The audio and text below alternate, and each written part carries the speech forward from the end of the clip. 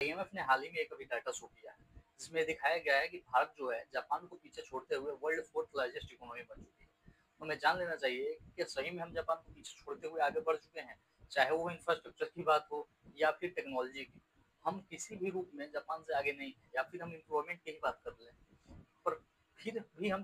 किस लिए ये बातें बोल रहे हैं कि हम जापान से आगे जा चुके हैं। देखिए, जो ये डाटा शो किया जा रहा है, ये नॉमिनल जीडीपी के आधार पर शो किया जा रहा है। अब नॉमिनल जीडीपी किसी देश का इकोनॉमी को तो बता देता है कि उस देश की इकोनॉमी कितनी ग्रोथ कर रही है, पर इससे ये नहीं पता चल पाता कि वहाँ के जो लोग हैं, उन लोगों की लाइफ स्टाइल कैसी है, वहाँ के जो लोग हैं उन लोगों के हेल्थ केयर कैसा है, वहाँ की जो लोग हैं उन लोगों का एजुकेशन पे कितना ध्यान दिया जा रहा है,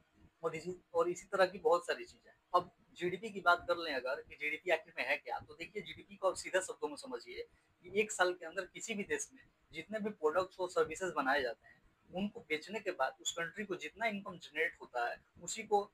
जीडीपी बोला जाता है। अब एग्जाम्पल के साथ समझिए कि अगर इंडिया ने 25 मशीनें बनाई, ठीक है, अब उस 25 मशीन को बेचने के बाद इंडिया को जितना इनकम प्राप्त हुआ, यानी लेट्स से कि 1 लाख रुपए प्राप्त हुआ, तो 1 लाख रुपए उस साल का जीडीपी हो जाएगा इंडिया का।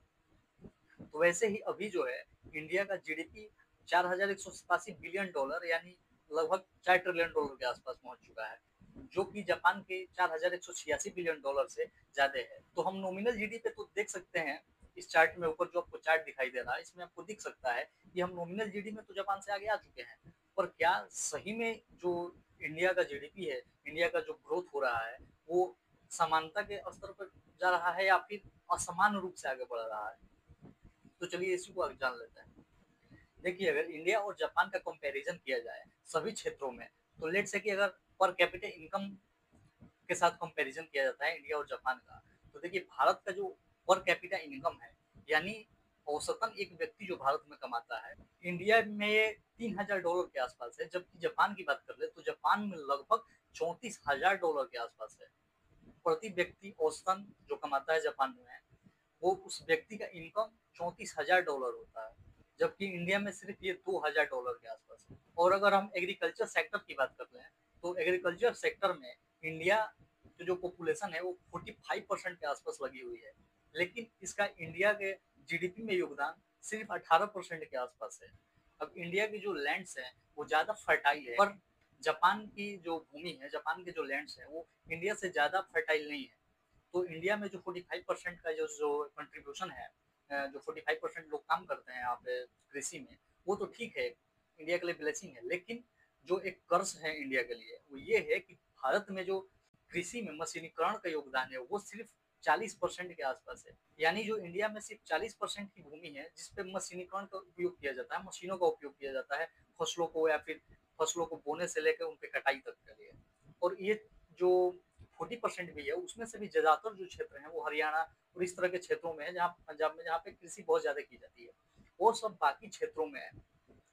पूरी तरह से लोग मानव श्रम पर निर्भर है। इसी के साथ ही अगर हम इंडिया में बात कर लें कॉन्ट्रैक्ट जॉब की, जो कॉन्ट्रैक्ट के आधार पर किया जाते हैं, यानी ऑर्गेनाइज्ड जॉब की बात कर लें, तो इसकी संख्या लगभग, इसका जो कंट्रीब्यूशन है ये लगभग 24% के आसपास है। और लगभग जो 80% के आसपास जो जॉब्स हैं इंडिया में, जो कॉन्ट्रैक्ट लेस है, जिसमें कोई भी कॉन्ट्रैक्ट नहीं किया जाता है, जिसमें कोई भी जो व्यक्ति काम करता है किसी फैक्ट्री में जाके, वहाँ पे वो जो फैक्ट्री का मालिक है उसे जब चाहे निकाल सकता है, उसे कोई किसी प्रकार की कोई सुविधा नहीं दी जाती है, सिर्फ उसको कुछ सैलरी दिया जाता है, वो भी सैलरी फिक्स्ड नहीं होता, कभी बढ़ा दिया जाता है, कभी घटा दिया जाता है। इस तरह के जो जॉब्स हैं उनकी संख्या लगभग 80% के आसपास है।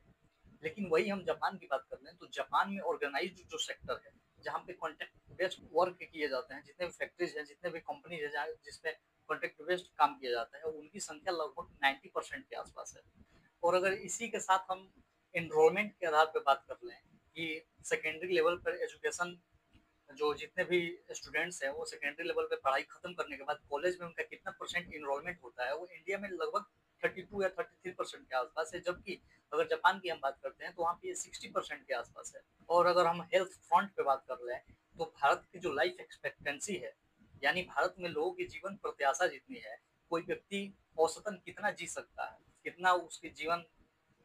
प्रत्याशा है, वो भारत में लगभग 72% के आसपास है। लेकिन वही हम जापान से कंपेयर करें तो जापान में इसकी जो लाइफ एक्सपेक्टेंसी जो है वो लगभग 84% के आसपास है, 84 ईयर्स के आसपास है। इसी के साथ ही अगर किसी भी देश में उसके हेल्थ केयर की बात की जाती है तो मोर्टेलिटी रेट को जरूर यूज किया जाता है। देखिए मोर्टेलिटी रेट किसी भी 1000 बच्चे पे कितने बच्चों की मौत हो रही है उसको मोर्टेलिटी रेट कहा जाता है। तो इंडिया में जो मोर्टेलिटी रेट है वो थाउजेंड्स पर थाउजेंड्स चिल्ड्रंस पे लगभग 24 या 25 बच्चों की डेथ होती है। और इन सब को मिलाते हुए अगर हम ह्यूमन डेवलपमेंट इंडेक्स की बात कर लें, देखिए ह्यूमन डेवलपमेंट जो इंडेक्स है, जो एसडीआई है, ये समग्र रूप से उस देश में रह रहे व्यक्तियों की जो लाइफ स्टाइल है उसके बारे में बताता है कि कोई व्यक्ति वहाँ पे कितना खुश है, उसका वो अपने हेल्थ केयर पे कितना ध्यान दे पा रहा है, वो एजुकेशन पे अपना कितना ध्यान दे पा रहा है, वो अपने जो फूड्स है या फिर जिस तरह की इस तरह के इत्यादि इत्यादि बहुत सारी चीजें हैं उस पर कितना ध्यान दे पा रहा है और कितना खुश है उस देश में, इसको एचडीआई बोला जाता है। और ये ह्यूमन डेवलपमेंट जो इंडेक्स है वो 0 से लेकर 1 तक है। कोई भी देश अगर पॉइंट 0 से लेकर 1 तक इसको काउंट किया जाता है तो कोई भी देश यदि 1 के आसपास है तो उसको माना जाता है कि वो देश एचडीआई के लेवल पर ऊपर है, वो देश बहुत ज्यादा संपन्न है, वहाँ के लोग बहुत खुश हैं। लेकिन इंडिया का जो एचडीआई ह्यूमन डेवलपमेंट जो इंडेक्स में जो रिपोर्ट है वो सिर्फ 0.685 है। जबकि हम जापान की अगर बात कर ले तो जापान लगभग 0.9 पॉइंट को क्रॉस कर चुका है। तो आपको लग रहा होगा कि लगभग इंडिया लगभग 0.685 है यानी 0.7 के करीब है और जापान जो है वो 0.9 है। सिर्फ पॉइंट दो का ही अंतर है। पर देखिए यहाँ पे सिर्फ पॉइंट दो का ही अंतर नहीं है, पॉइंट दो बहुत ज्यादा मायने रखता है क्योंकि पॉइंट दो तक आने में बहुत समय लग सकता है। जैसे कि भारत ने अभी विकसित भारत का जो सपना देखा है 2047 तक, तो इसको प्राप्त करने में हमें अभी 2025 से 2047 तक लगभग 20 साल का समय लग जाएगा। तो देखते हैं आगे क्या होता है, भारत किस तरह से अपनी जो असमानता फैला हुआ है इसको दूर करता है। क्योंकि हम वेल्थ के डिस्ट्रीब्यूशन की अगर बात करते हैं, अगर हम बात करते हैं इस देश में कितना वेल्थ डिस्ट्रीब्यूटेड है, कितने समान रूप से अगर इस देश में जो संपत्ति है उसका वितरण है, जो इस देश की अपर लेवल पे जितने भी लोग हैं उन लोगों के पास 1% लोगों के पास लगभग इस देश का 40% संपत्ति जो है उनके पास रखा हुआ है। जबकि इस देश का जो 50% जनसंख्या है उसके पास सिर्फ और सिर्फ 3% ही इस देश की संपत्ति है।